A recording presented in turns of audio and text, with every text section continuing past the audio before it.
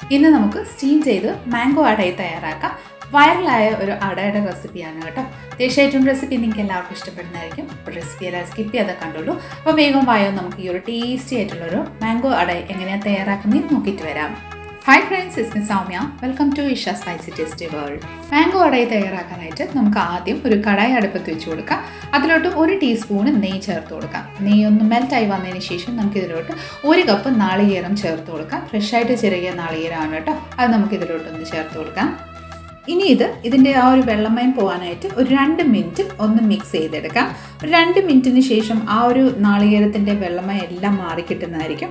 ആ ഒരു സ്റ്റേജിൽ നമുക്ക് ശർക്കര ആഡ് ചെയ്ത് കൊടുക്കാം. ഞാനിവിടെ 1/2 കപ്പ് ശർക്കരയാണ് എടുത്തിരിക്കുന്നത്. മധുരത്തിൻ്റെ അനുസരിച്ച് നിങ്ങൾ ശർക്കര കൂട്ടുകയോ കുറയ്ക്കുകയോ ചെയ്തോളൂ കേട്ടോ. ശർക്കരയും കൂടെ ആഡ് ചെയ്ത് നന്നായിട്ട് നാളികേരത്തിലോട്ട് മിക്സ് ആവുന്ന രീതിയിൽ ഒന്ന് മിക്സ് ചെയ്ത് കൊടുക്കാം. ശർക്കരയും നാളികേരം നന്നായിട്ട് മിക്സ് ആയതിനു ശേഷം ഫ്ലേവറിനായിട്ട് നമുക്ക് ഒരു 1/2 ടീസ്പൂണ് കാർഡമൺ പൗഡർ, ഏലക്കായ പൊടിച്ചതും കൂടി ചേർത്ത് നന്നായിട്ടൊന്ന് മിക്സ് ചെയ്ത് കൊടുക്കാം. അപ്പോൾ ഇത് നന്നായിട്ടൊന്ന് മിക്സ് ആയതിനു ശേഷം നമ്മുടെ അടയുടെ ഫില്ലിങ്സ് ഇവിടെ റെഡി ആയിട്ടുണ്ട്. ഫ്ലെയിം ഓഫ് ചെയ്തിട്ട് തണുക്കാൻ വേണ്ടിയിട്ട് വെച്ച് കൊടുക്കാം. ഇനി നമുക്കൊരു മിക്സി ജാർ എടുക്കാം. മിക്സി ജാറിലോട്ട് നമുക്ക് 1 കപ്പ് പഴുത്ത മാമ്പഴം ചേർത്ത് കൊടുക്കാം കേട്ടോ. ഞാനിവിടെ തൊണ്ടെല്ലാം റിമൂവ് ചെയ്ത് ക്യൂബ്സ് ആക്കി മാമ്പഴം കട്ട് ചെയ്ത് ആഡ് ചെയ്ത് കൊടുത്തിട്ടുണ്ട്.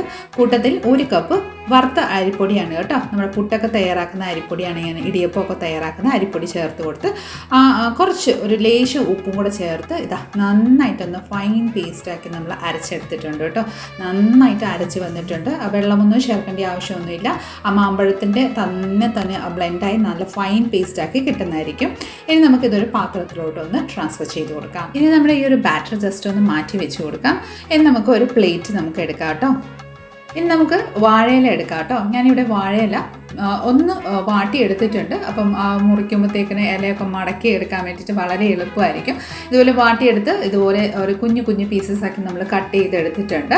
ഇനി നമുക്ക് ഈ ഒരു ബാറ്റർ നമുക്ക് ഇതിന്മേ ഒഴിച്ച് നന്നായിട്ട് അട രീതിയിൽ പരത്തിയെടുക്കണം. അതിനായി ആദ്യം നമുക്ക് കുറച്ച് നെയ്യ് ഒന്ന് ആ ഇലയിലോട്ട് ഒന്ന് സ്പ്രെഡ് ചെയ്ത് കൊടുക്കാം. നെയ്യ് നന്നായിട്ട് സ്പ്രെഡ് ആയതിനു ശേഷം നമുക്ക് ആ ഒരു ബാറ്റർ ഓരോ തവിയായിട്ട് നമുക്ക് ഇതുപോലെ എടുത്ത് ജസ്റ്റ് നന്നായിട്ടൊന്ന് ചുറ്റിയെടുക്കാം കേട്ടോ. അത്യാവശ്യം എത്ര വലുപ്പത്തിലാണ് നമുക്ക് വേണ്ടി ആ വലുപ്പത്തിൽ നമുക്കൊന്ന് ചുറ്റിയെടുക്കാം. തിൻ ലെയറായിട്ട് നമുക്കൊന്ന് പരത്തിയെടുക്കണം കേട്ടോ. അപ്പോൾ ഇതുപോലെ തിന്നായിട്ട് നമ്മളിവിടെ പരത്തിയെടുത്തിട്ടുണ്ട്. എനിക്ക് ഇതിൻ്റെ ഒരു സൈഡിലോട്ട് നമ്മൾ റെഡിയാക്കി വെച്ചിരിക്കുന്ന ആ ഒരു ഫില്ലിങ്സ്, നാളികേരത്തിൻ്റെ ഫില്ലിങ്സ് ഒന്ന് വെച്ച് കൊടുക്കാം. വെച്ച് കൊടുത്തതിന് ശേഷം ഇതുപോലെ ഒന്ന് ജസ്റ്റ് ഒന്ന് മടക്കി കൊടുക്കാം കേട്ടോ. ഇതുപോലെ ഒന്ന് മടക്കി കൊടുത്തതിന് ശേഷം അത് ജസ്റ്റ് മാറ്റി അവിടെ തന്നെ വെച്ച് കൊടുത്തതിന് ശേഷം അടുത്തതും കൂടെ അതേ സെയിം രീതിയിൽ തന്നെ നമുക്കൊന്ന് പരത്തിയെടുക്കാം. ഞാനിവിടെ സ്റ്റീമർ ആ ഒരു പ്ലേറ്റിലാണ് എടുത്ത് മാറ്റി വെച്ച് കൊടുത്തേക്കുന്നത്. അതേ രീതിയിൽ തന്നെ വേറെ ഒരു വാഴയില എടുത്തിട്ടുണ്ട്. അതിലോട്ട് കുറച്ച് നെയ്യ് ഒന്ന് സ്പ്രെഡ് ചെയ്ത് കൊടുക്കുന്നുണ്ട്. നെയ്യ് സ്പ്രെഡ് ആയതിനു ശേഷം നമ്മൾ മാവ് ഇതുപോലെ ഒഴിച്ചു കൊടുത്ത് ജസ്റ്റ് ഒന്ന് ചുറ്റിക്കൊടുത്ത് ഒന്ന് ലൈറ്റ് ഒരു കനം കുറച്ച് നമ്മൾ പരത്തി എടുത്തിട്ടുണ്ട് കേട്ടോ. ഇതുപോലെ ഒന്ന് പരത്തി കൊടുത്തതിന് ശേഷം നമ്മൾ റെഡിയാക്കി വെച്ചിരിക്കുന്ന ഫില്ലിങ്സ് ഇതിൻ്റെ നടുവേ ഒന്ന് വെച്ച് കൊടുക്കുന്നുണ്ട്. നടുവെന്ന് വെച്ചാൽ ജസ്റ്റ് ഒരു സൈഡിലോട്ടാണ് വെച്ച് കൊടുത്തേക്കുന്നത് കേട്ടോ. ഇതുപോലെ ഒരു സൈഡിൽ വെച്ച് കൊടുത്തതിന് ശേഷം നമുക്ക് അതേ സെയിം രീതിയിൽ തന്നെ ആ ഒരു ഇല ഒന്ന് മടക്കിയെടുക്കാം. മടക്കിയെടുത്തതിന് ശേഷം അതൊരു പ്ലേറ്റിലോട്ട് ആ ഒരു സ്റ്റീമർ പ്ലേറ്റിലോട്ട് ഒന്ന് മാറ്റി വെച്ച് കൊടുത്ത് അതേ സെയിം രീതിയിൽ തന്നെ നമുക്ക് ബാക്കിയെല്ലാം ഒന്ന് റെഡിയാക്കി എടുക്കാം. അപ്പോൾ നമ്മുടെ കുറച്ച് അടയെല്ലാം നമ്മൾ ഇവിടെ റെഡിയാക്കിയിട്ടുണ്ട്. ഇനി നമുക്ക് ഒരു സ്റ്റീമർ പോട്ടിലോട്ട് വെള്ളം വെച്ച് ഒന്ന് ചൂടാക്കാൻ വെച്ചിട്ടുണ്ടായിരുന്നു. അതിലോട്ട് നമ്മൾ അടയൊന്ന് വെച്ച് കൊടുത്ത് സ്റ്റീം ചെയ്യാൻ വേണ്ടിയിട്ട് വെച്ച് കൊടുക്കാം കേട്ടോ. ലിറ്റിട്ട് ക്ലോസ് ചെയ്ത് ഒരു 10 to 12 മിനിറ്റ് നമുക്ക് ഇത് നന്നായിട്ട് സ്റ്റീമായി കുക്കാകാൻ വേണ്ടിയിട്ട് വെയിറ്റ് ചെയ്യാം. ഏകദേശം ഒരു 15 മിനിറ്റ് ആയിട്ടുണ്ടായിരുന്നു. അപ്പോൾ നമുക്ക് ലിറ്റ് ഓപ്പൺ ചെയ്ത് നോക്കാം. നല്ല സ്റ്റീം, ആ ഒരു സ്റ്റീമിൻ്റെ ആ ഒരു സ്മെല്ല് വരുമ്പോൾ തന്നെ നല്ല അടിപൊളി മാമ്പഴത്തിൻ്റെ ആ ഒരു സ്മെല്ലും ആ ഒരു ഏലക്കായുടെ എല്ലാത്തിൻ്റെ സ്മെല്ല് വരുമ്പോൾ പ്രത്യേക ഒരു ഫ്ലേവറാണ് കേട്ടോ. വാഴയിലയുടെ മണം കൂടെ ആകുമ്പോൾ ഒന്നും പറയാനില്ല കേട്ടോ. അപ്പോൾ തൊട്ട് നോക്കിയപ്പം നന്നായിട്ടൊന്ന് കുക്കായി വന്നിട്ടുണ്ട്. ഒട്ടിപ്പിടിക്കുന്നൊന്നുമില്ല. ഫ്ലെയിം ഓഫ് ചെയ്തിട്ട് ഞാനിവിടെ ഒരു സർവിങ് പ്ലേറ്റിലോട്ടൊന്ന് സർവ് ചെയ്ത് കൊടുക്കുന്നുണ്ട്.